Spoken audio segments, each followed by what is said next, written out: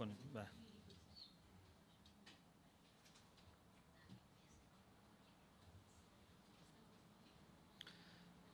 بسم الله الرحمن الرحیم. لا حول ولا قوة الا بالله العلی العظیم. الحمد لله رب العالمین. صلی الله علی سیدنا و نبینا ابی القاسم المصطفى محمد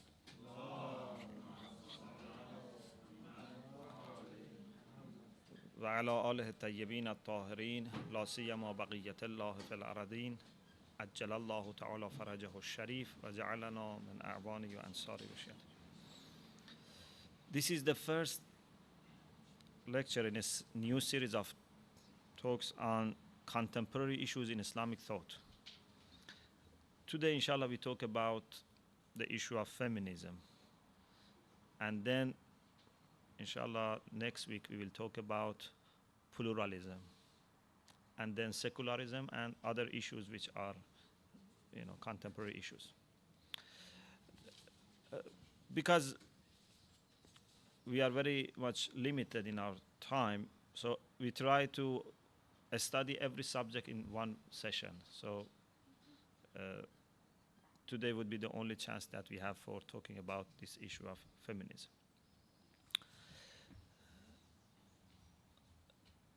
The term feminism is used in different ways.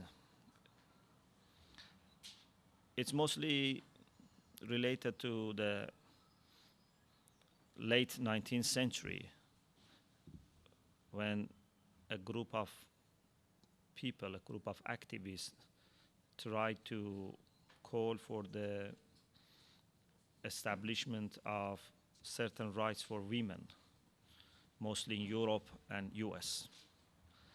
But gradually the term has been used in very different ways.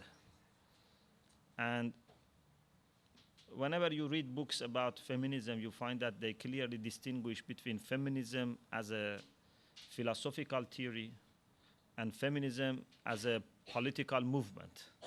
So sometimes you refer to feminists as people who are very much politically involved, and they have some political agenda, and sometimes it refers to some kind of philosophical approach, some kind of understanding of the nature of women. In our Islamic world, we find that there are people, men or women, who think that feminism is very good and they want to, for example, call themselves feminists. We have sometimes, our own people who say that we are feminists. And they have good intention and good meaning. They mean that we are pro-women, we want to have high position for women, and they think that this is a very important part of Islamic teaching about women, which has been ignored or overlooked, and they think that even in encounter with the non-Muslims, we Muslims have a lot to say about the high position that women have. So they call themselves Muslim feminists. But I think it's not a good and appropriate or accurate use of the term feminism. Yes, if you want to call this feminism, no problem. But the people who are really feminists, they are not just calling for giving rights of women. They have developed a very much comprehensive way of looking at everything in the world. And sometimes they have become so radical and so extreme that even they say that the concept of God must be changed. And they say that God must be considered as a female. And they said this has been because of the domain and power of men that have introduced to us such a God. Even God must be considered as a woman.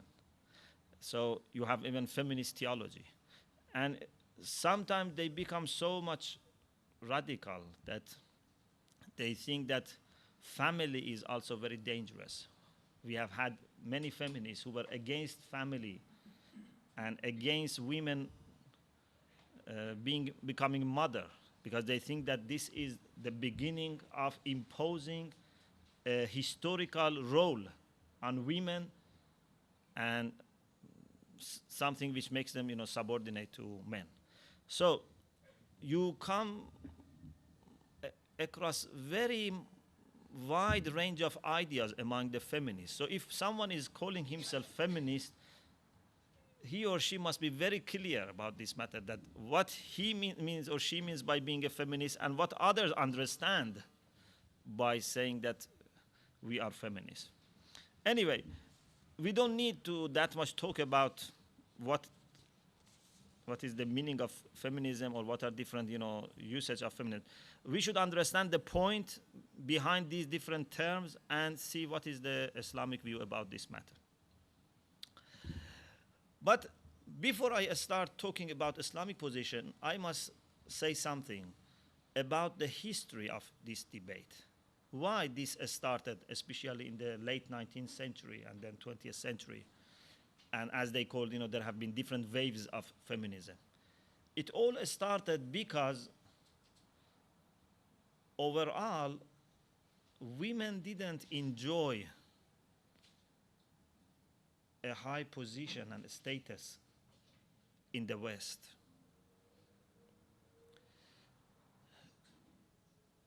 When you study Greek philosophy, which is normally taken as the beginning of human philosophy, which is not really the case.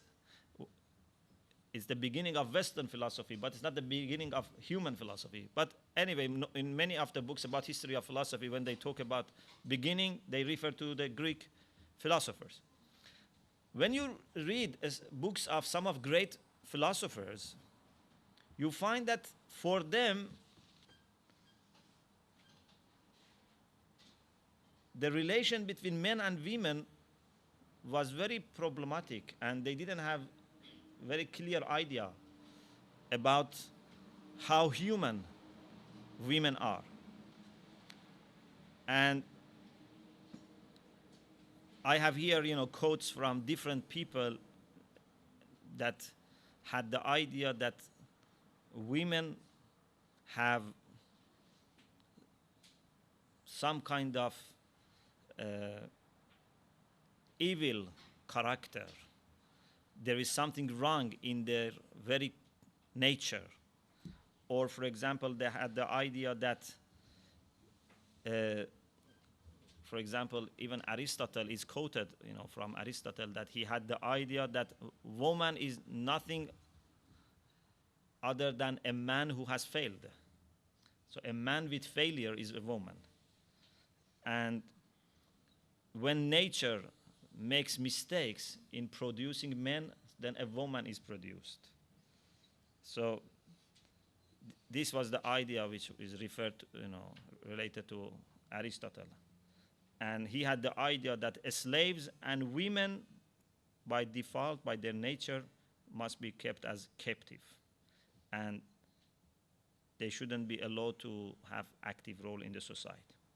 And other people, like, for example, Pythagoras. Pythagoras is quoted as saying that there is a good principle in the world and a bad principle. It means a principle for creating good and principle for creating bad. The principle, the source for creating good things, has created order, light, and men. The principle which is responsible for creating bad things has created disorder, darkness, and women. So this was the idea that they had. And although this is very much philosophical, but it was also reflected in some of the religious traditions. For example, as you know, according to the Old Testament, the reason for human beings committing a sin as original sin, which was done by Adam, is because of a woman. A woman is responsible for creating all these problems. Or in some books I have read that there is a prayer that this was very, common prayer that Jewish men used to pray in the morning, thanking God that they have not been created women. This is something which I have found in some books. And this history, which goes on for hundreds or thousands of years, creates a kind of reaction.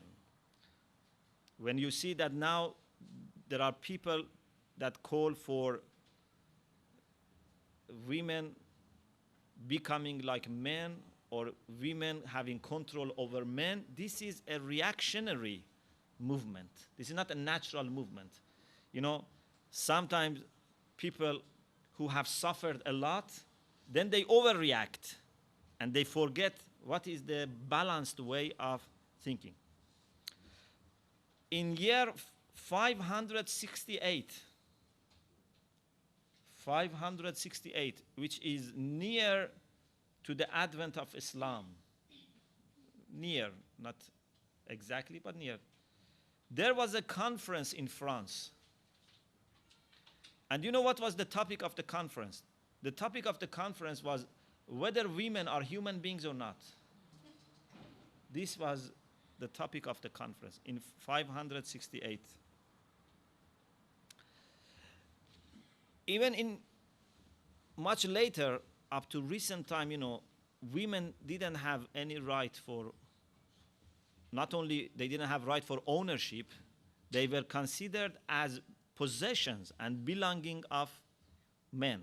Even in England, this was the law, that women were owned. And even, for example, what you find common in the West, which we don't have in the East, is that women are called after their marriage according to the surname of their husband. I'm not saying this is bad or good, but this is some remaining part of a culture, that when you get married, then your identity is formed according to the husband. Anyway, this was a kind of historical background in which feminism grew. And they, as I said, overreacted to the extent that in 70s, some of the feminists said that we have two different aspects in women's life. You know that we use terms sex and gender.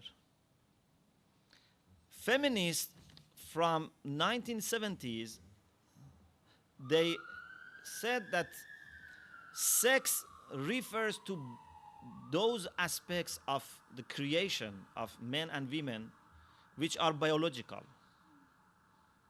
So they said we accept we have different sex. We have men as male sex, and we have women as female sex. So they don't have problem about biology. Of course, some of the radical feminists, even they didn't want this. So they used to use some hormones so that they look like men.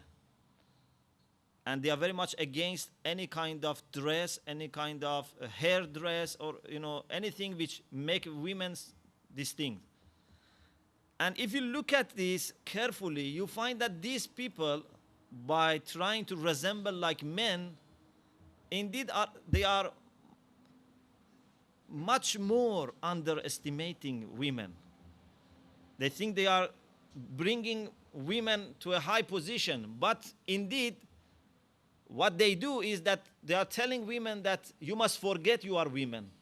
You must become like men so that you can have, power, you can have position, which is very much against the religious view. Anyway, they said that we have biological differences, and we refer to these biological differences by term sex, and we have gender. Gender according to these feminists,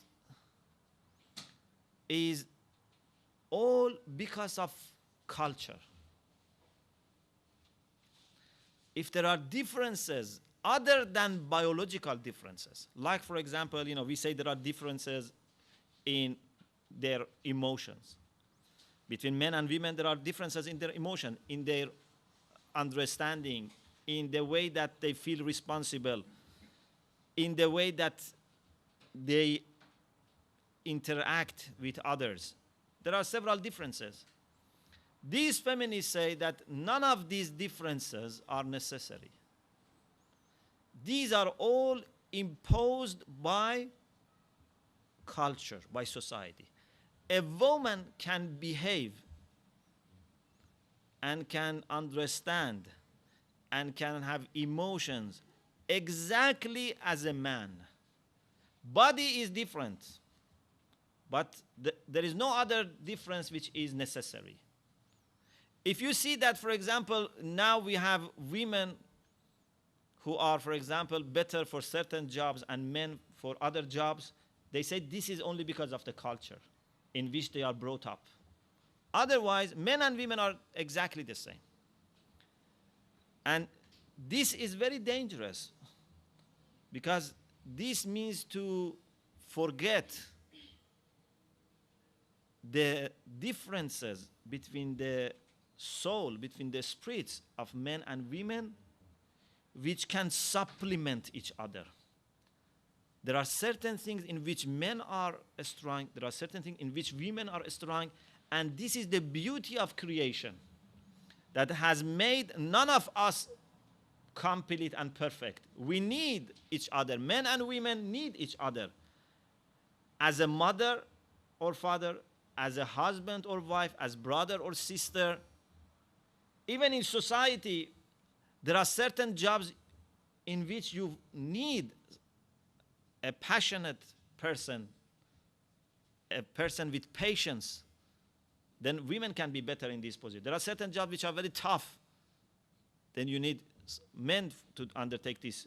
And there may be some jobs which can be undertaken by both genders. So this is very wrong to try to reduce everything into biology and say men and women are the same, only they are different in their biology, and maybe by using some hormones or by some operation, then you can make them the same, and then we will get rid of all this business of men and women and family and all these things. Let us see what is Islamic point of view. Again, I would like to say that I am not against feminism as such, or I'm not against feminists, because first of all, I am not against anyone. I am just explaining my view. And second, feminism is not something which is understood in one way. So there may be people who say that exactly the same, say that what I say, then they call themselves feminists. So I don't have any objection. If what is important is to see what is really the position. According to Islam, our position, which has never changed, this is not something new, this is not something that we have learned from West. This is a historical position for Islam. First of all, men and women are all equally human beings. We didn't have such conference to say whether women are human beings or not. Right from the beginning of Islam, men and women were considered as equal human beings. So in their humanity, they are equal. What is the essential part in humanity?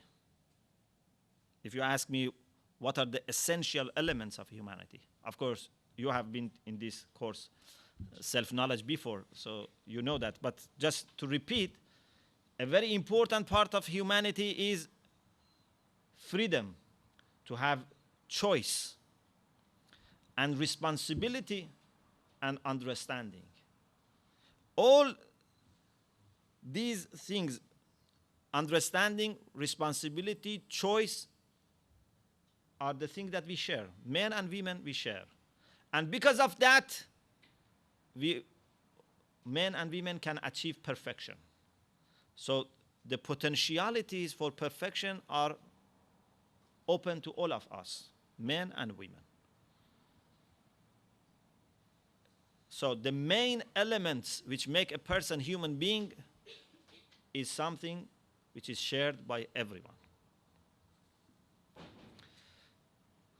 And it is interesting that Islam from the beginning have always had the same position, even in the face of a culture which was very much against women.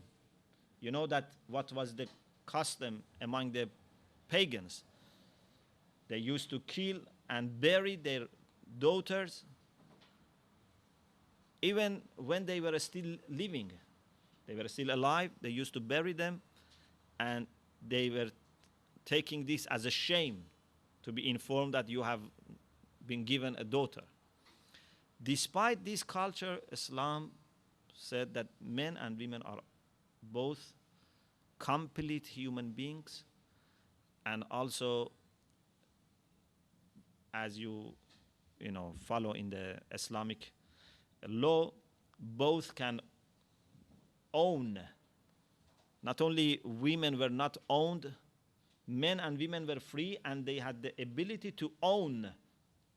So we have always this, that a woman can own her own, richness, her own possessions, her own income, or whatsoever. There are many cases in the Quran in which Allah subhanahu wa ta'ala talks about certain women as role models, not only for women, as role models for all believers. You all are familiar with these verses in the end of Surah Tahrim, number 11 and number 12. Allah subhanahu wa ta'ala says, ضَرَبَ اللَّهُ مَثَلًا لِلَّذِينَ آمَنُوا امْرَأَةَ فِرْعَوْنَ. When Allah gives an example for believers, not for believing women, لِلَّذِينَ آمَنُوا, which means for all believers, mentions the wife of Pharaoh as a role model, as a good example. And in the next ayah, Allah subhanahu wa ta'ala mentions وَمَرْيَمَ ابْنَةَ إِمْرَانَ التي أحسنت فرجها فنفخنا فيه من روحنا. The Lady Mary is the second role model for all believers, not only for women, for all believers. And there are many ayah. For example, Allah subhanahu wa ta'ala talks in Surah Al Imran, number 43, 44, 45, about conversation between Maryam and angels. So a woman can reach to that state that she can have conversation with angels. وَإِذْ غَالَتِ الْمَلَائِكَ يَا مَرْيَمْ إِنَّ اللَّهَ اسْتَفَاكِ وَطَهَّرَكِ وَاسْتَفَاكِ عَلَى نِسَاءِ الْعَالَمِينَ. When the angels told Maryam, so there was a conversation. They told Maryam, "O Maryam, verily God has chosen you and purified you and chosen you over the women of the world." So Maryam was in such a high position that she was addressed by angels, and she heard the communication of angels. And you know all the things about Maryam, how food was coming down to Maryam, and how Allah subhanahu wa ta'ala made her mother of Jesus. It's not only Maryam. Allah subhanahu wa ta'ala also talks about wife of Ibrahim. In the Quran, Allah subhanahu wa ta'ala says that when the angels went to Ibrahim and gave him the good tidings that he would be given a son, a child. And Ibrahim was very old and his wife was not fertile. So when they gave this good tidings to Ibrahim, Quran says, وَامْرَأَتُهُ قَائِمَةٌ فَضَحِكَتْ فَبَشَّرْنَاهَا بِإِسْحَاقَ وَمِنْ وَرَاءِ إِسْحَاقَ يَعْقُوبَ. And then Allah subhanahu wa ta'ala says, angels saw that this lady has been very much, astonished and surprised. The angels told her, قَالُوا أَتَعْجَبِينَ مِنْ أَمْرِ اللَّهِ. Are you astonished? Do you think it is strange? No, this is not strange. Whenever Allah wants to give, He can give. So it means that angels were communicating to wife of Ibrahim. And Ibrahim's wife was able to reply back. So this is not something that is exclusive to men or exclusive to prophets. So women also can achieve this. And in Bihar al-Anwar, volume 53, page 180, there is a hadith from Imam Zaman, Ajjalallah Ta'ala Farajahu Sharif, in which Imam says, فَابْنَةَ رَسُولِ اللَّهِ لِي أُسْوَةٌ حَسَنَةٌ. Imam Zaman says, there is a role model, there is a good example for me in the daughter of the Prophet. So even Imam Zaman looks at Lady Fatima as her role model. And interestingly, if you go to the city of Qom, you see that this is the largest Shiite seminary and maybe the largest Islamic learning center in the whole world, in which more than 40,000 people study. For generation and generations. You see, all city and shrine is built around the shrine of a lady. And all these clerics and scholars and ayatollahs all have this privilege to go there and be inspired by a lady. And they take this as their honor. Ayatollah Uzma Mar'ashi Najafi Rahmatullah alayh, he lived in Qom for several decades. And he was always the first person to enter the haram, the shrine. Sometimes even in winter, because they closed the doors, he was waiting outside in snow so that they opened the gates of haram and he goes in. This great alim was not saying that why I should go to visit a lady. No, this is not our mentality. Closeness to Allah subhanahu wa ta'ala and piety doesn't distinguish between men and women. Whoever achieves this becomes a role model. And this is open to everyone.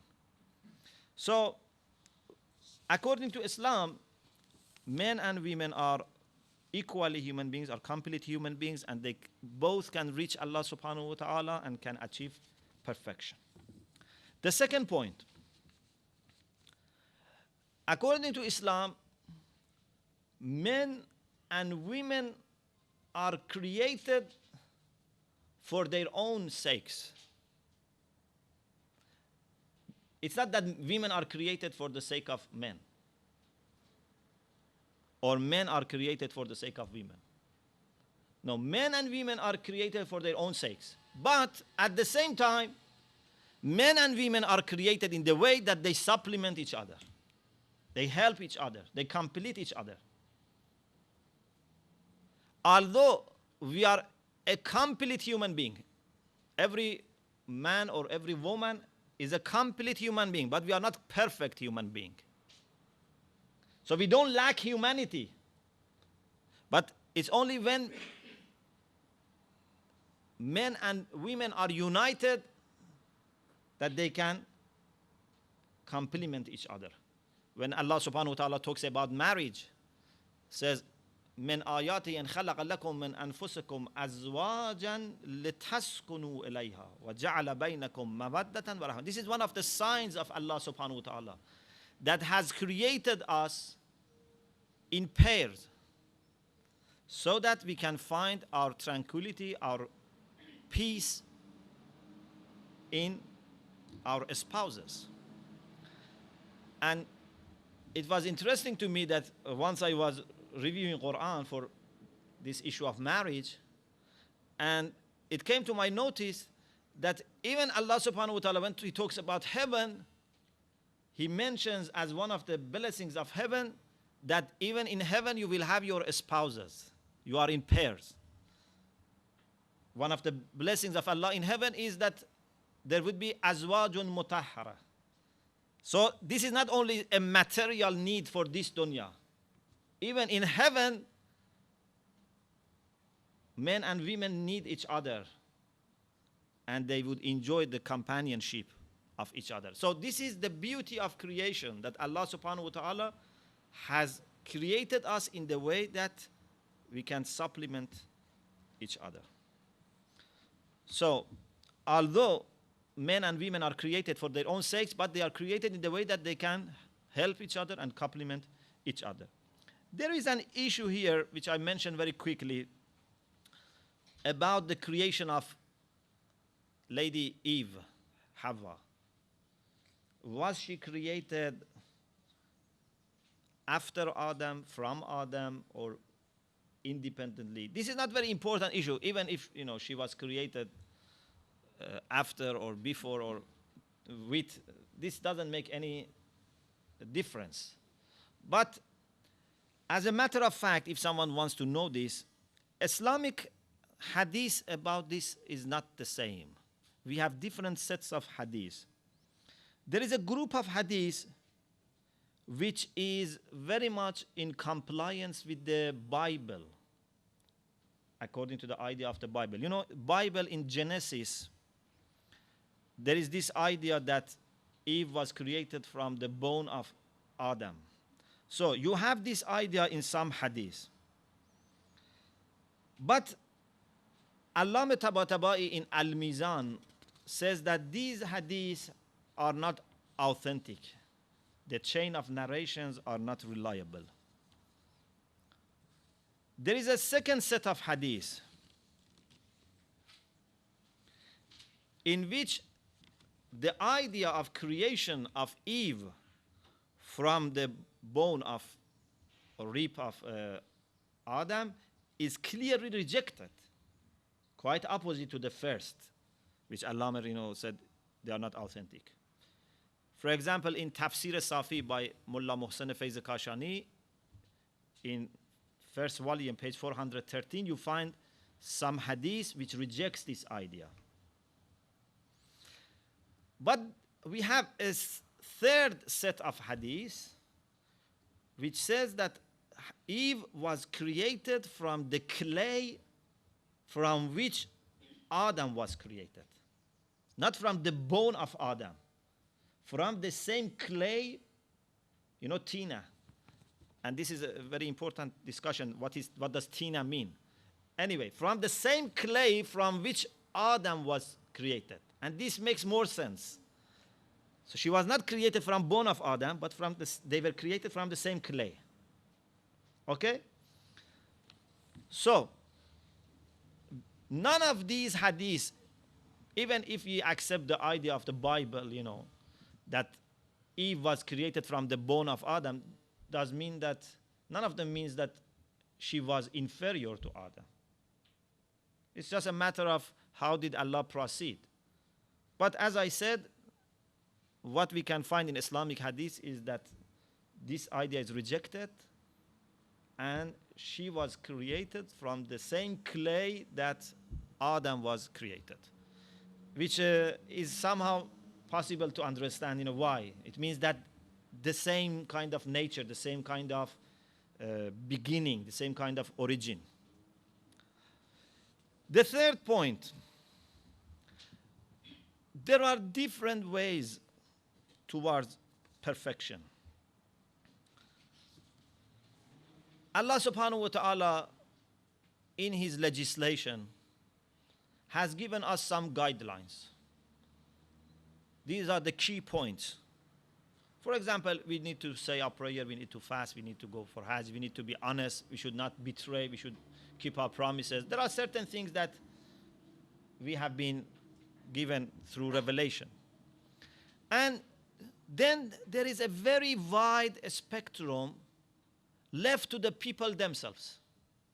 Sometimes we think that everything is regulated by religion. And this is true, but the way that religion regulates is that gives you some guidelines, then says, okay, now you are free. For example, what kind of dress you want?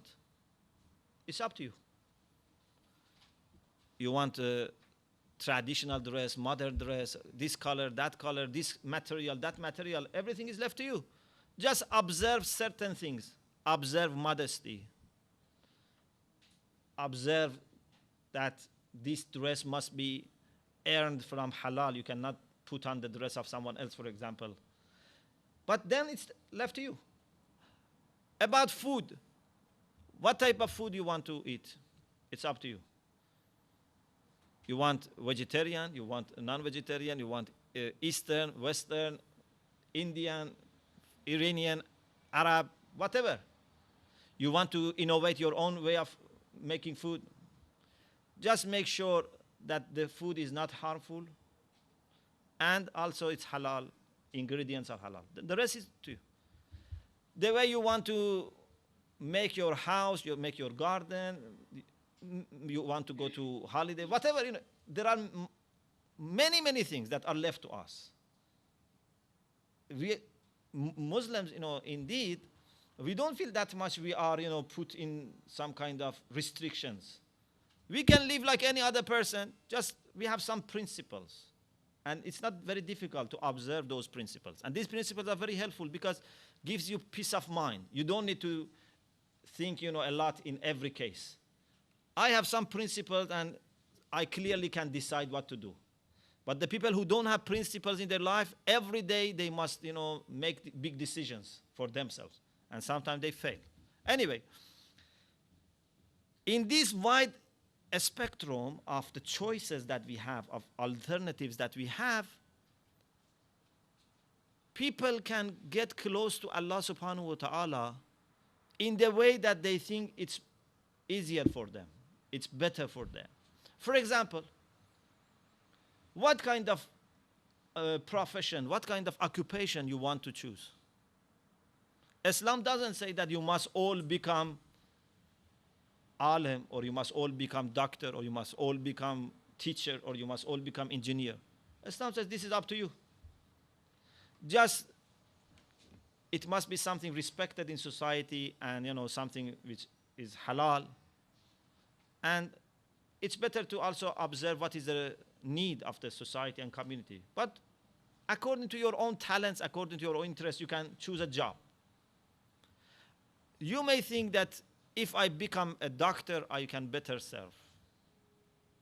You may think if I become a teacher, I can better serve myself and others. Someone may think that if I am a shopkeeper, I can better serve my family, myself. It's up to you. It's a matter of your choice. Why we try to impose the same thing to everyone? This is wrong. What feminists or some feminists try to do is that they try to impose some jobs which historically have not been very much favored by women. Now they want to impose those jobs on women and say that if you don't take these jobs, then this means that you are accepting the control of men. For example, now you see, what happens in the West. Sometimes you see that some women undertake very difficult jobs, very tough jobs. A woman becomes, for example, a lorry driver. A woman goes to the battlefield, although there are still plenty of men to go to that, job. Sometimes you see, they do very difficult jobs. For example, once I saw a, very young, lady was working, stable, cleaning horse, and very difficult job, always, with dirt and cold weather. And okay, they say these are the jobs that you women must take. If you don't take these jobs, that this means that you accepted that you are different from men. And sometimes they give very good name to it. They say, you must do this to show that you are free. If you don't do this, it means that you are not free. But indeed, this is not a service to women. This is not something which is helping women. the society is more and more demanding from women, but without that much appreciating. So instead of giving courage and support to women for undertaking the jobs which are really waiting for women, instead of that, they put lots of burden on women and they say, okay, now you have entered into a competitive market, you must work very hard so that you can compete with men, and there is no extra support for you. This is the cost that you have to pay. And these women also sometimes feel very happy, very comfortable. Oh, it's very nice. I can do whatever I want. I can have my earning. But really, you know, I hope I am not biased or prejudiced. But I think, despite all the difficulties that we have, I'm not saying that. Please say salawat.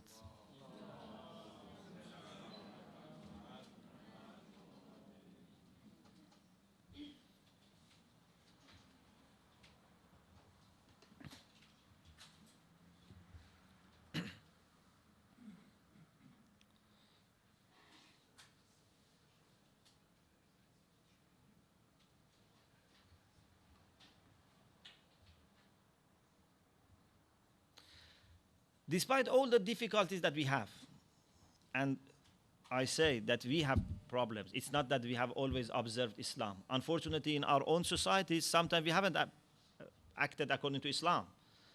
Sometimes we have not been fair to women. We have not been really protected our women. That's true.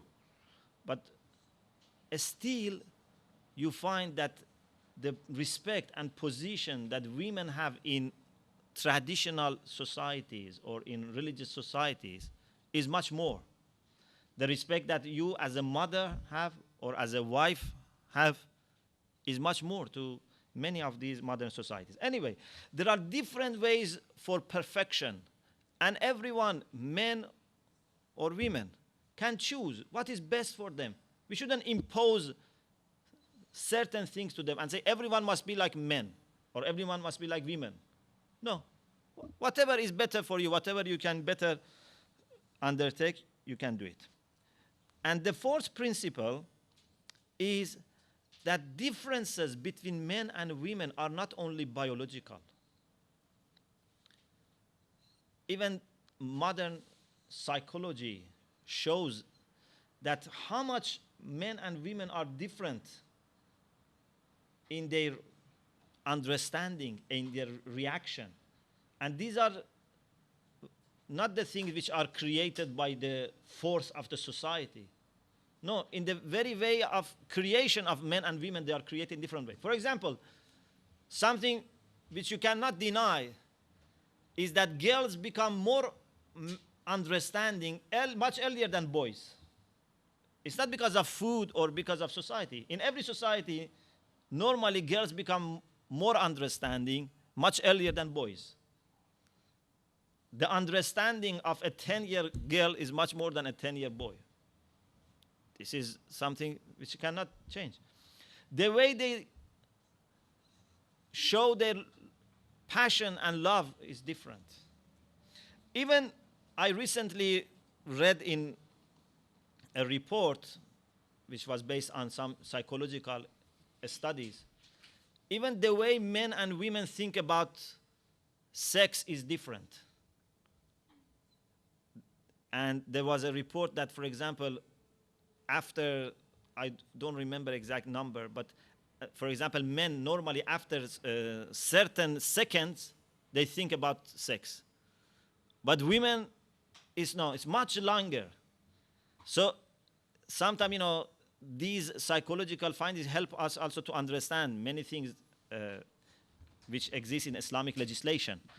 So there are many, many differences between men and women which are to be taken as opportunities. If you are a good manager, you must know that what are the best talents, the best capabilities among the people, and then you allocate different jobs, different tasks according to the capabilities of the people. This is the job of a manager, a job of a leader. In a society that we have men and women, if we want to be efficient, if we want to be best manager of the society, we need to know what type of jobs and responsibilities are better for men, what are better for women, and then make sure that we don't miss out these opportunities. So the differences are not only biological. Inshallah, if you study more, you find in some of the books which are written, for example, they refer to different characters, to different artistic talents which are there between men and women. Even, the style of writing between men and women is different. The extent to which men and women can tolerate, for example, pain and difficulties are different. The way they think and look at the things is different. The way details are taken into account are different. For example, for women, details are very important. And this is good. This is not bad. If it is used in its right place, it's very good, because if everything is left to men, men forget everything. It's good that women are there to make sure that the details are not forgotten. So the differences are not only biological. And we should make best out of these differences. And the fifth point is that none of men and women should feel that they can survive without each other. Maybe for one generation, it's okay, yes. For example, there were some feminists who were against marriage. Okay, but if everyone listens to these people, then after one generation, humanity will cease to exist. This is not the way that, maybe then we can, just clone people. Then no one gets married, then we clone people and bring them up in the laboratories. What is going to happen to humanity? Men and women need each other. And we should know that we need. We are not free from want. It is only Allah subhanahu wa ta'ala who is free from want. If we think that we are free from want, then we become tyrant, we become unjust. إِنَّ الْإِنسَانَ لَيَتْقَى أَنْ رَآهُ اسْتَغْنَى. A human being, when he feels that he has no need, then he goes to extremes. He thinks that he is self-sufficient, self-subsistent, he doesn't need Allah, he doesn't need anyone else. And this is dangerous. Men and women should know that they cannot survive without each other. Husband and wife, they should know that if they want really good life, they must be together. They need each other. And because they need each other, they must also be prepared for some sacrifice. It's not just what I can gain. I must see also what can I give. So this is very important, and we should never think, whether in family or society, that men and women are rivals or competitors. This is wrong. This is a bad outlook to the world. It makes life very bitter. Why we should always think that men and women are rivals and, in conflict? Why we should not think that we are supplementing each other, we are helping each other, we are pilgrims on the same journey towards Allah subhanahu wa ta'ala. This is much more beautiful, much more enjoyable than always talking about war and conflict. Some of these feminists speak in the way that as if there is a big war between two superpowers. This is not a matter of war or... And finally, something which is very important in Islam, and maybe the most important construction which human beings can ever build, is family. In Islam, family is very sacred, and family must never be victimized for anything else.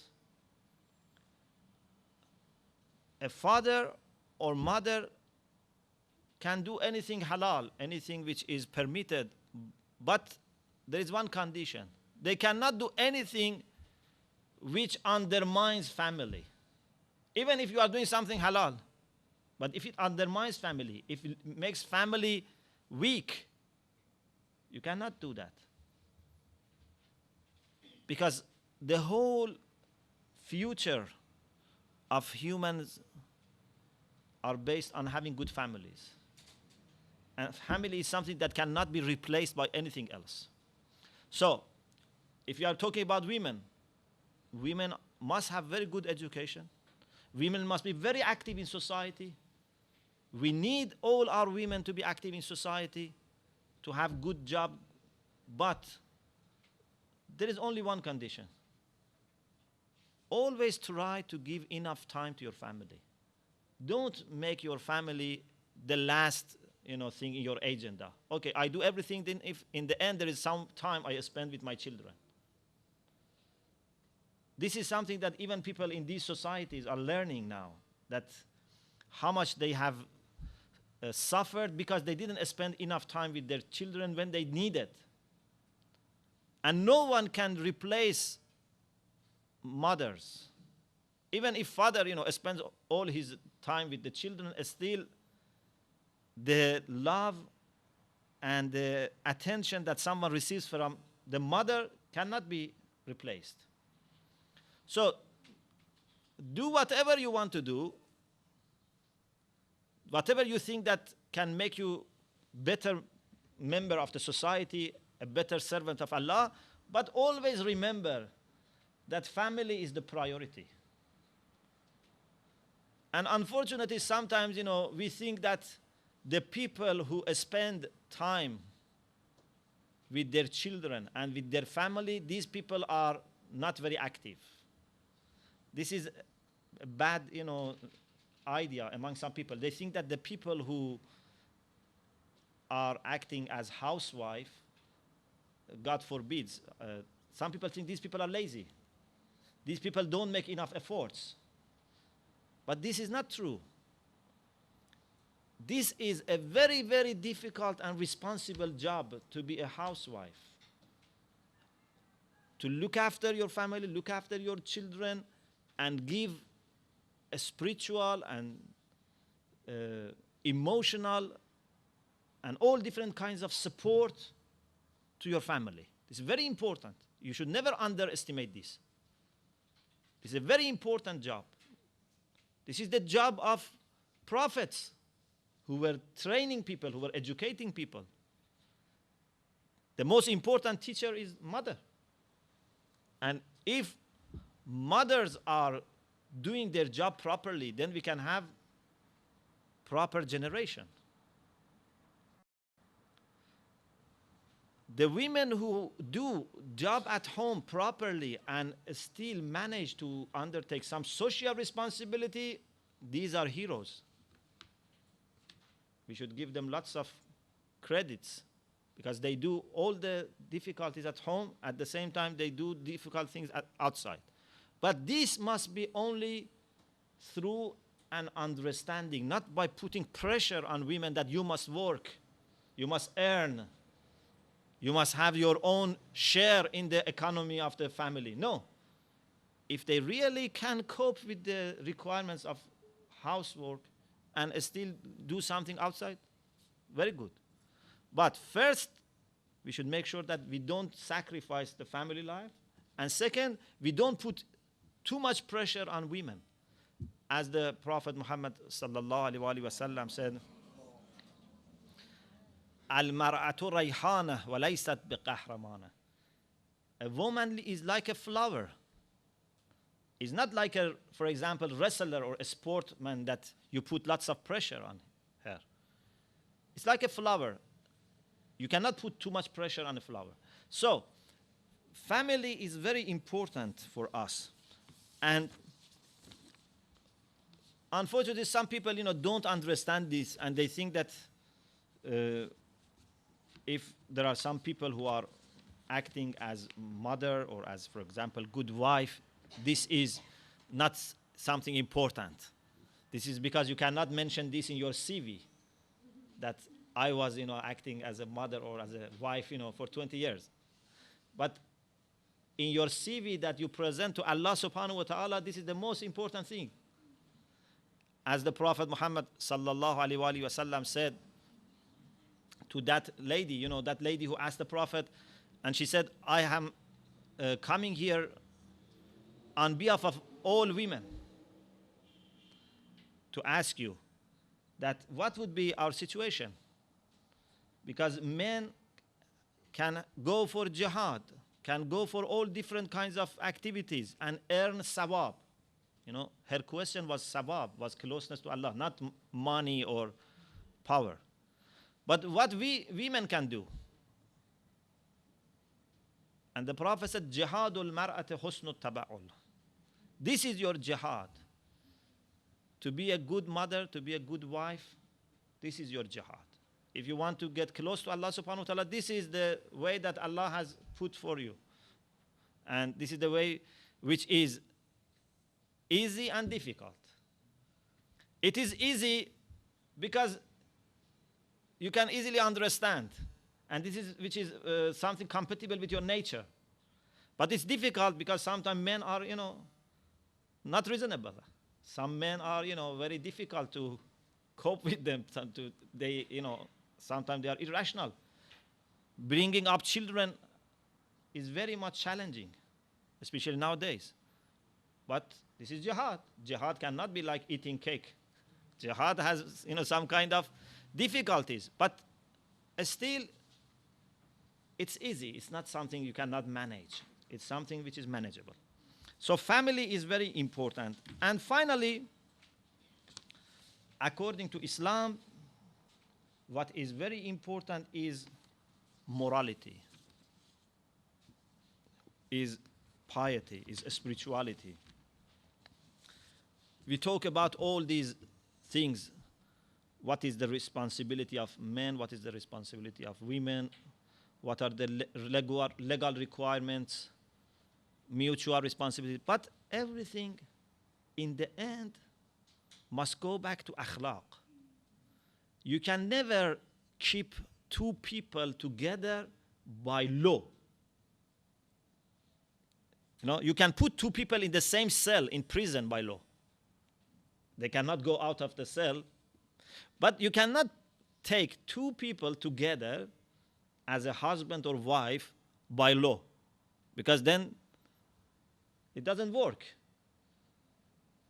They can easily divorce each other, get rid of each other. This is not what we want.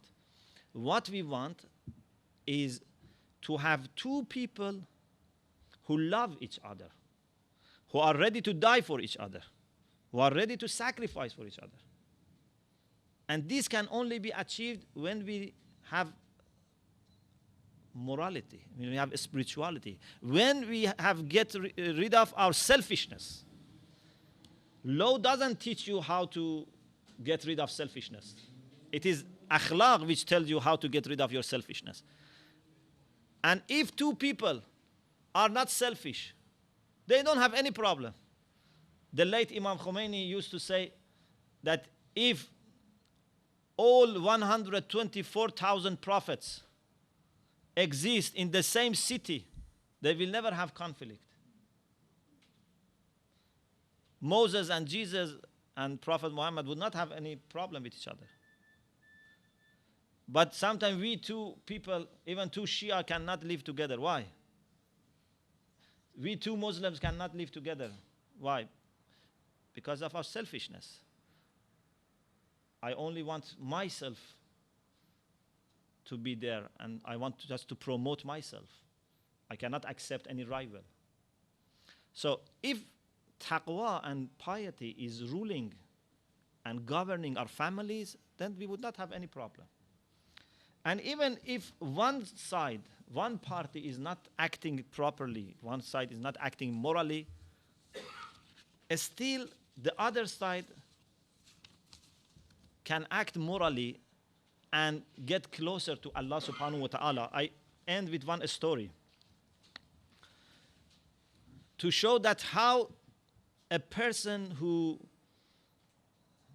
tolerates the difficulties of having a bad wife or bad husband can get closer to Allah subhanahu wa ta'ala. There was a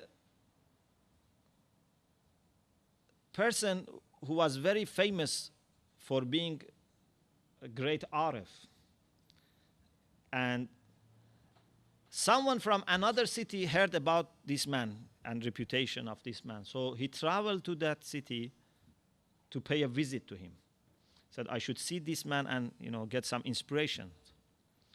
So he went and asked everyone, where is the address?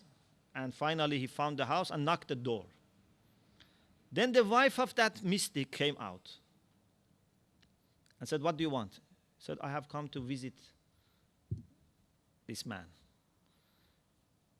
And she said, he is my husband, but he is a very bad person. He's wicked. And you must be mad that have come all this way to visit my husband. And she started saying bad things about her husband. And said, go back and never come again. So this man was, thinking, this doesn't make sense. If he is a very pious man, he must at least change his wife. How can you be so high in piety and taqwa and then your wife still doesn't appreciate? Anyway, he was thinking about this and then was going back. Then he saw someone is coming. And he had a snake in his hand and was using that as a stick.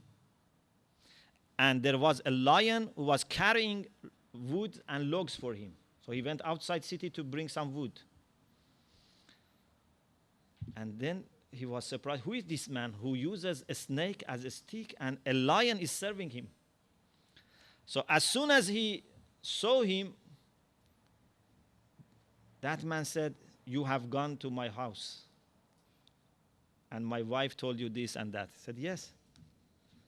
And then he said, you had this question in your mind that how is it possible that I be an Arif and my wife be? He said, yes.